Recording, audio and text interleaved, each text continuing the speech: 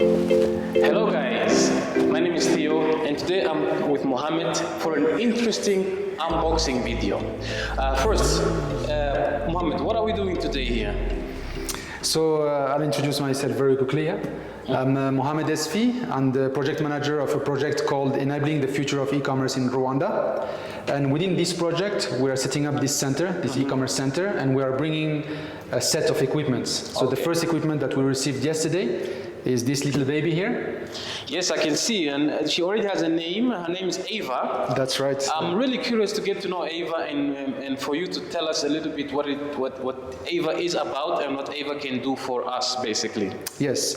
So Eva, this is the model name of this robotic arm. It's basically a robot. A robot arm means that it can stand on a table and do different operations in 6 different axes, so it can move around different axes. Yeah. So it's basically what big factories have when they're building cars and other stuff that you see on movies. It's the same kind of robot, just that this one is smaller. Yes. So it can be used, as you can see, on a simple table. Okay. So what can a robotic arm do specifically?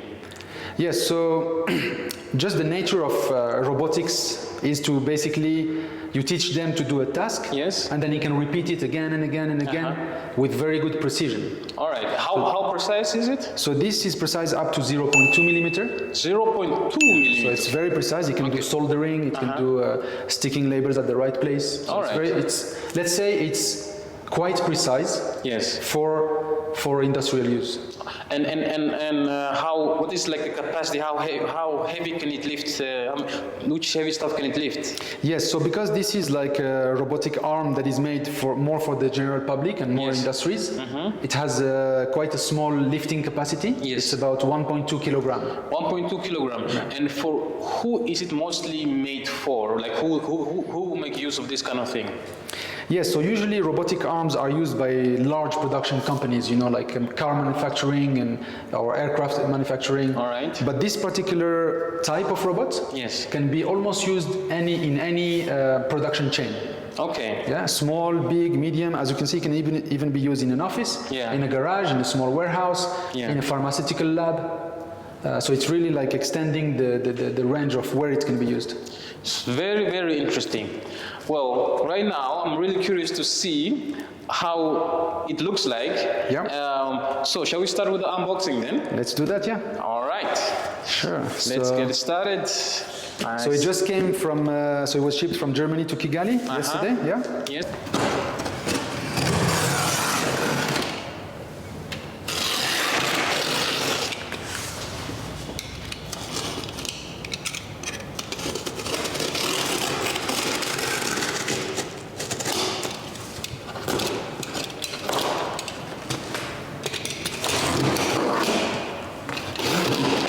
Okay, there we go. There it goes. So it's quite well packaged. There's this protection foam that we're going to remove here. Yeah. Oh wow. So this is how it comes. Yeah, maybe I'm going to turn it and show it to the camera a little bit. Okay. And the good thing is that this whole thing is 15 kilo, 15. Okay. 15 kilos, so I can carry it, you can carry it, so it's really, you don't need very heavy equipment, yeah? So it can change also easily location, you can put in the back of a car and carry it around. Yes. That's important as well. All right. So what we have here, as we can see here, you can come here, is that the robot come already kind of pre-assembled, and then there is the emergency stoppage button. Yes.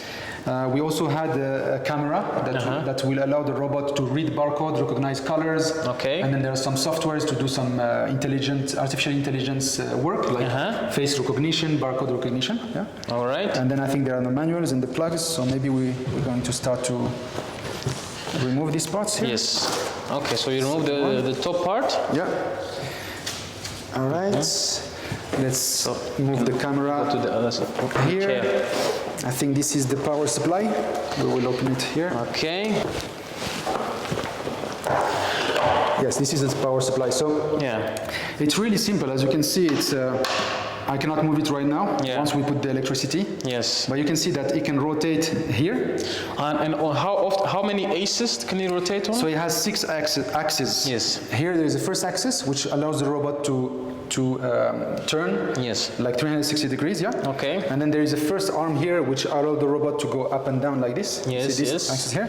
Another one which will allow it to go even more further. Yes. And then there is a rotation here, Yes, I can see and it. another rotation here. Yeah. So this one can go like this, like this, Yeah. like this, and then it can go up and down from this rotation. And there is a gripper, which should be Probably in the somewhere. box, in the Yeah. box over there. Yes, it's here.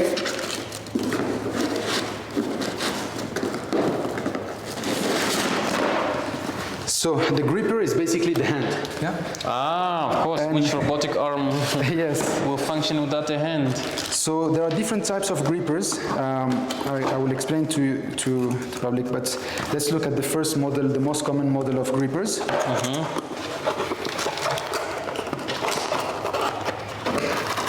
Yeah, it's here. I'm missing something here. Yeah. Voila.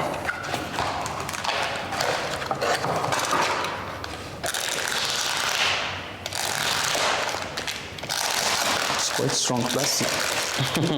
It's secure. Very secure. So here we go. We still have to open it here.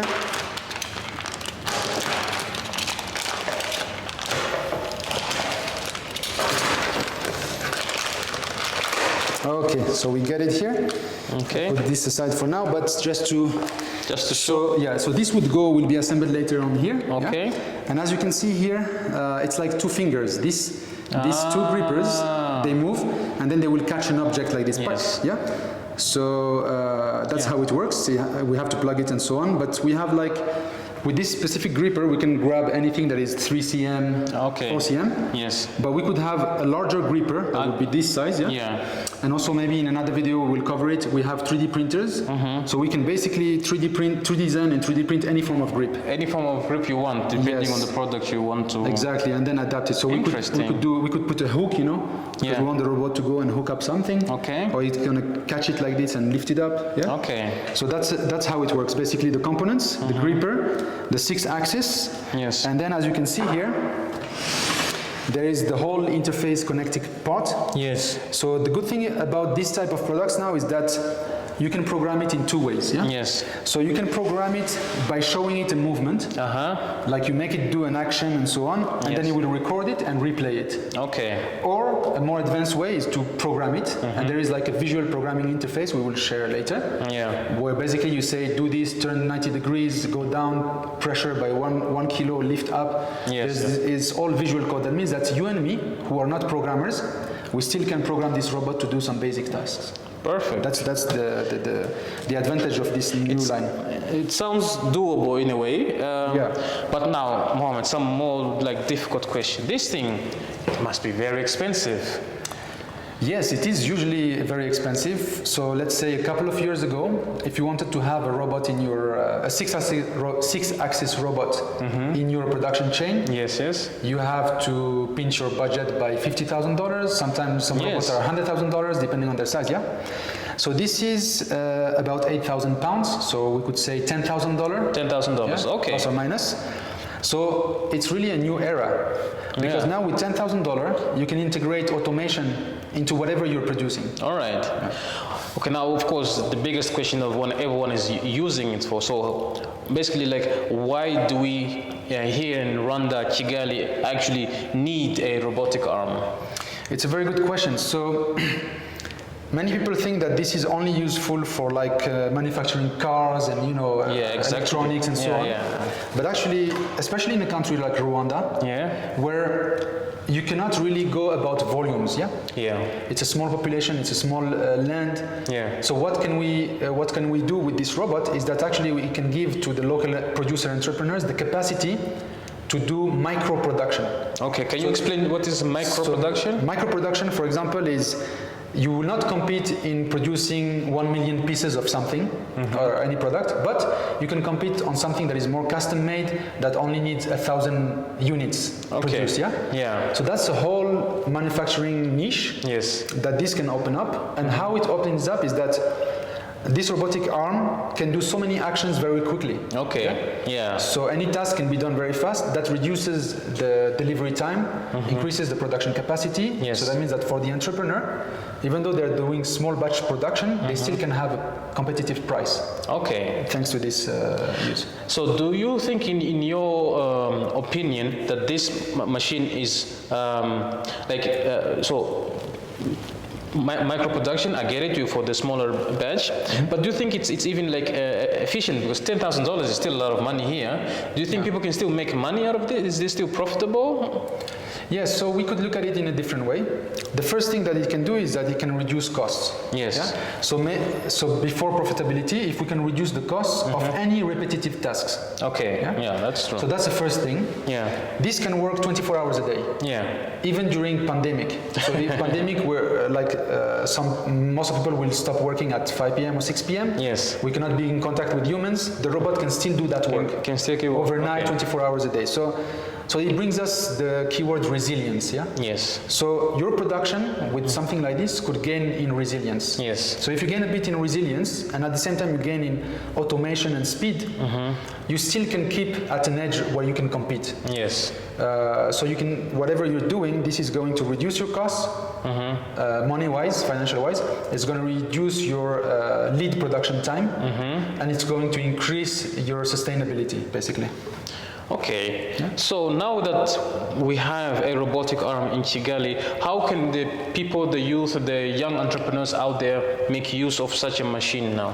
So I didn't fully answer your question. Yes, $10,000 is very expensive. Actually, not in the robotic world. It's very cheap. Probably not, indeed, if you see the idea of the normal robotic arms are big and massive, Indeed, but every entrepreneur, especially startups, they are starting, every cost is important, So the good thing is that this robotic arm is made available here at the e-commerce center, at the ECC center. So anyone, let's say you're producing something and you want at least to test if robotics can help your business or not without incurring that cost.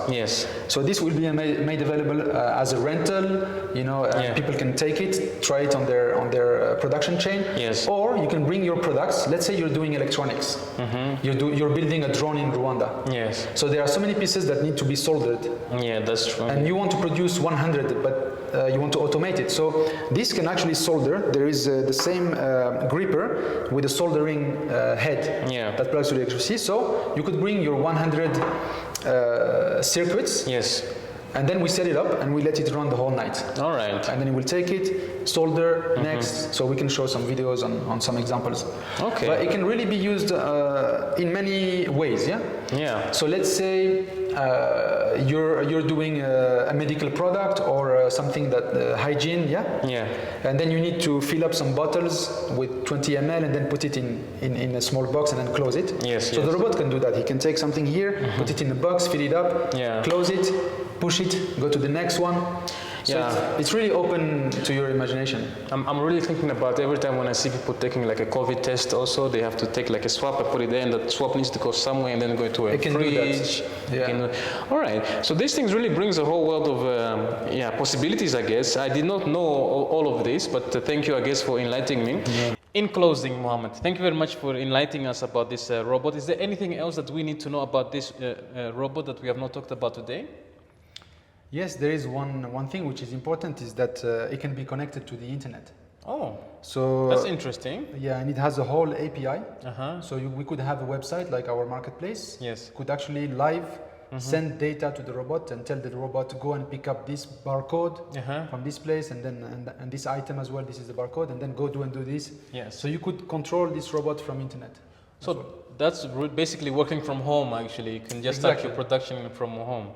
Okay.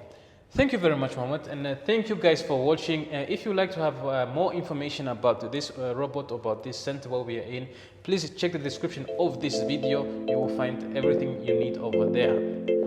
Thank you, and I would like to see you all in the next video. Bye-bye.